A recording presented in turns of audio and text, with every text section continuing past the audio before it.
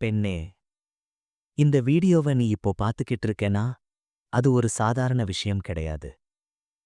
யாரோ ஷேர் பண்ணினதால நீ பார்க்கல. டைம் பாஸ்க்காக நீ இங்கே இல்ல. உன் மனசுக்குள்ள நீ யாரிடமும் சொல்லாத ஒரு வலி இருக்கலாம்.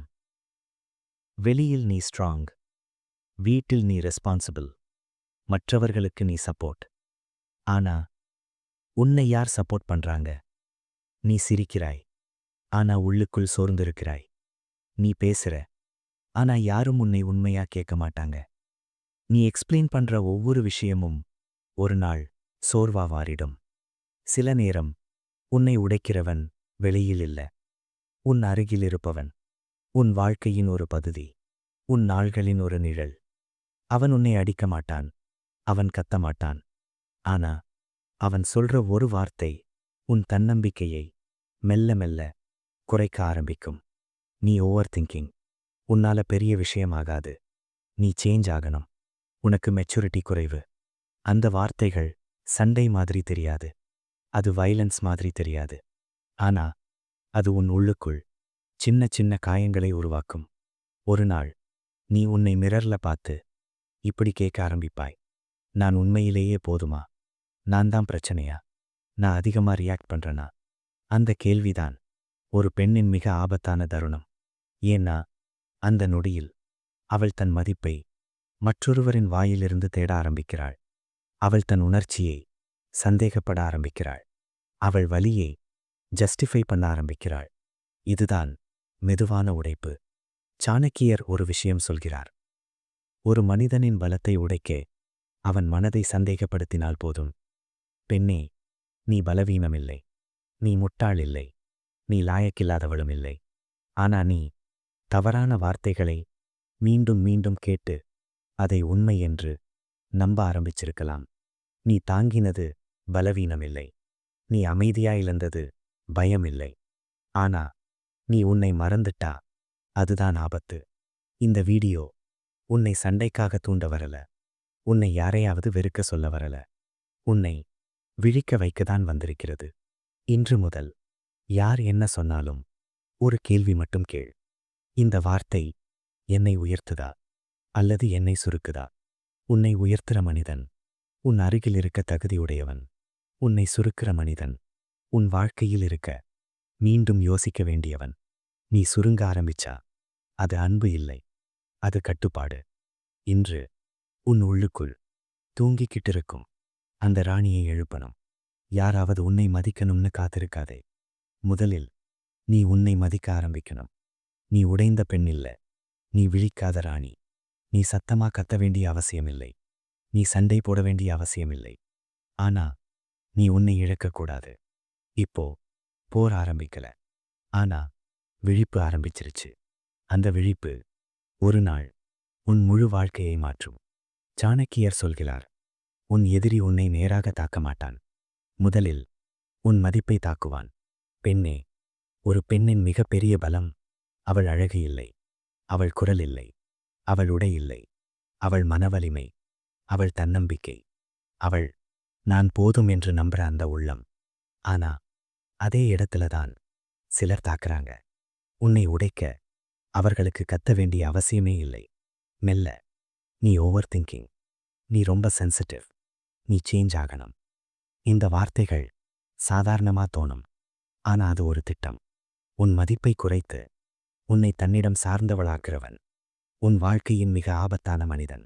அவன் உன்னை அடிக்க மாட்டான், அவன் உன்னை கைவிட மாட்டான். ஏன்னா அவன் உன்னை இழக்க பயப்பட மாட்டான். அவன் உன்னை கண்ட்ரோல் பண்ண முடியாம போயிடும் நாளைதான் பயப்படுவான். அவன் என்ன செய்வான் தெரியுமா? அவன் உன்னை உன்னாலேயே சந்தேகப்பட வைப்பான். ஒரு நாள் நீ மிரர் முன்னாடி நின்னு உன்னை பார்த்துக்கிட்டு கேட்பாய், நான் உண்மையிலேயே போதுமா? அந்த ஒரு கேள்விதான் ஒரு பெண்ணின் மிகவும் ஆபத்தான தருணம். ஏன்னா அந்த நொடியில் அவள் தன் மதிப்பை மற்றொருவரின் வாயிலிருந்து தேட ஆரம்பிக்கிறாள்.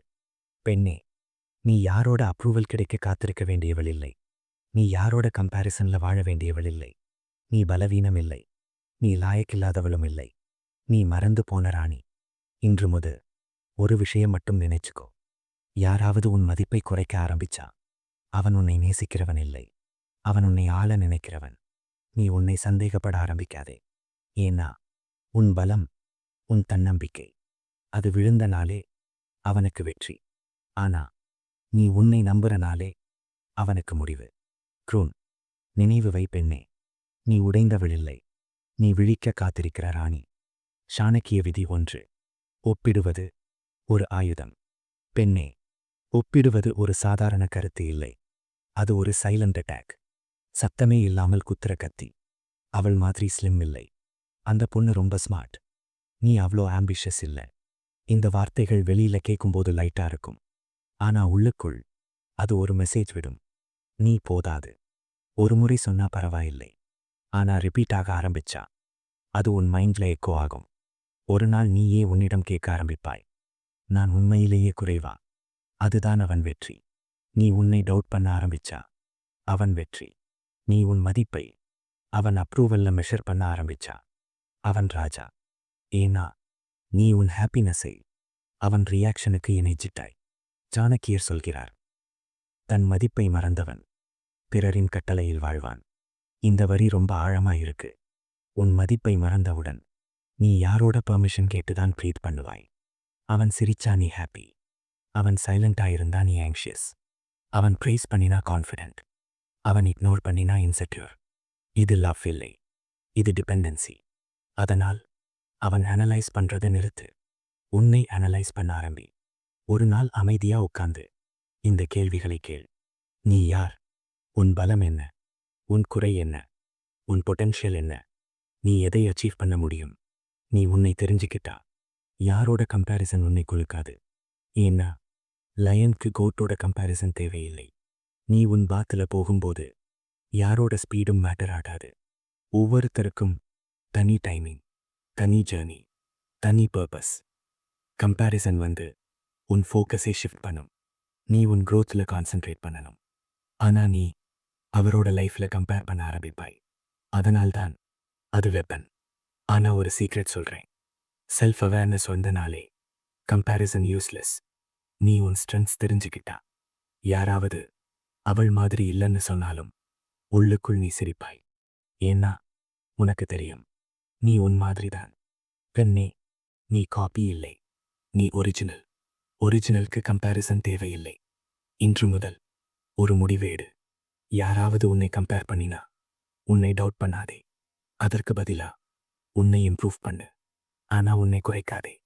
நினைவுவை, கம்பேரிசன் ஒரு ஆயுதம். ஆனா செல்ஃப் அவேர்னஸ் ஒரு கவசம். கவசம் இருந்தா ஆயுதம் வேலை செய்யாது.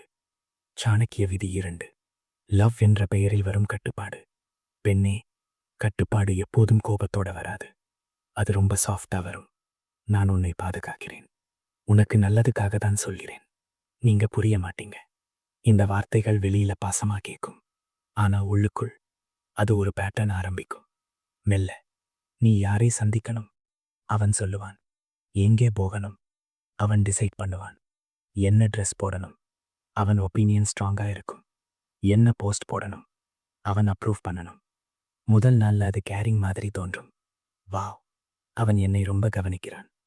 ஆனா சில மாதங்கள் கழித்து பார்த்தா நீ உன் சாய்ஸை மறந்து விடுவாய்.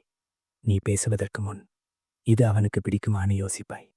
நீ போக வேண்டிய இடத்துக்கு போகாம அவன் மூட் பார்க்க ஆரம்பிப்பாய். அது லவ் இல்லை, அது அத்தாரிட்டி. லவ் என்ன செய்யும் தெரியுமா? லவ் சப்போர்ட் பண்ணும், லவ் ட்ரஸ்ட் பண்ணும், லவ் ஸ்பேஸ் கொடுக்கும். கண்ட்ரோல் என்ன செய்யும் தெரியுமா? கண்ட்ரோல் டவுட் பண்ணும், கண்ட்ரோல் ரெஸ்ட்ரிக்ட் பண்ணும், கண்ட்ரோல் ஐசோலேட் பண்ணும். சாணக்கிய நியதி. சுதந்திரம் இல்லாத உறவு மெதுவான சிறை. நீ கேஜில் இருந்தாலும் கோல்டு கேஜ் தான். கம்ஃபர்ட் இருக்கும், செக்யூரிட்டி இருக்கும், ஆனா ஃப்ரீடம் இருக்காது. ஒரு நாள் நீ உன்னையே கேட்பாய், நான் இப்போ நான் தானா அல்லது யாரோ உருவாக்கின வெர்ஷனா? பெண்ணே, உன்னை பாதுகாக்கிறவன் உன் விங்ஸ் வெட்ட மாட்டான். உன்னை நேசிக்கிறவன் உன் வேர்ல்டு சின்னதாக்க மாட்டான். நினைவுவை, அட்வைஸ் வேற, கண்ட்ரோல் வேற, கேரிங் வேற, அத்தாரிட்டி வேற. உன் வாய்ஸ் மியூட் ஆக ஆரம்பிச்சா அது லவ் இல்லை. உன் ஃப்ரீடம் ரெஸ்பெக்ட் பண்ற இடத்துல தான் உண்மையான அன்பு இழுக்கும். நீ பாசமாயிருக்கலாம், ஆனா உன் சுதந்திரத்தை இழக்காதே. ஏன்னா ஃப்ரீடம் இல்லாத லவ் மெல்ல மெல்ல உன் அடையாளத்தை அழிக்கும். ப்ரூன், நீ ராணி. ராணிக்கு சிறை பொருந்தாது. சாணக்கிய விதி 3 ஐசோலேஷன் ஸ்ட்ராட்டஜி. பின்னே எதிரி நேராக வந்து சண்டை போட மாட்டான். அவன் முதலில் என்ன பண்ணுவான் தெரியுமா? உன் சர்க்கிளை சின்னதாக்குவான். அவங்க உன்னை யூஸ் பண்றாங்க. உன் ஃப்ரெண்டு நல்லவங்க இல்ல. உன் ஃபேமிலி உன்னை புரிஞ்சுக்க மாட்டாங்க. முதல் தடவையில் அது கேர் மாதிரி தோன்றும். அவன் என்னை பாதுகாக்கிறான்னு நினைப்பாய். ஆனா மெல்ல நீ ஃப்ரெண்ட்ஸ் அவாய்ட் பண்ண ஆரம்பிப்பாய். குரூப் அவுட்டிங் கேன்சல் பண்ணுவாய். ஃபேமிலி கால் மிஸ் பண்ணுவாய். ஒரு நாள் நோட்டீஸ் பண்ணுவாய். உன் ஃபோன்ல நோட்டிஃபிகேஷன்ஸ் குறையும். உன் வேர்ல்ட் சைலண்ட் ஆகும். முடிவில் அவன் மட்டும்தான் உன் வேர்ல்ட். அதுதான் அவன் வெற்றி. ஏன்னா நீ லோன்லியா இருந்தா நீ டிபெண்டன்ட் ஆகி விடுவாய். நீ டிபெண்டன்ட் ஆகியுடன் அவன் பவர்ஃபுல். ஐசோலேஷன் ஒரு ஸ்லோ பாய்சன். உன்னை பிசிக்கலி லாக் பண்ண மாட்டான். ஆனா இமோஷனலி ஐசோலேட் பண்ண